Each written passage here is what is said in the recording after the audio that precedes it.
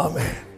ஒருவனை 3 வருஷம் அமர்ந்திருக்க வைத்து நானே தேவன் என்று அறிந்து கொள்ளுங்கள். எலியாவை அறிய வச்சுட்டு தான் வெளியே விடுறார்.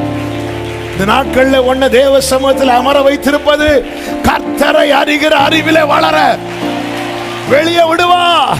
கர்த்தரே தேவன் என்று தேசம் முழங்கும். நல்ல கையை தட்டி ஷாலாபா கரபா ரீமா மாலாரா அபிஷேகம் பெற்ற அந்நிய பாஷையில் ஊரா மாக்கரோ இயேசுவின் நாமத்திலே, இயேசுவின் நாமத்திலே. தேவர்களில் அவருக்கு நிகரானவர் யாரும் கிடையாது.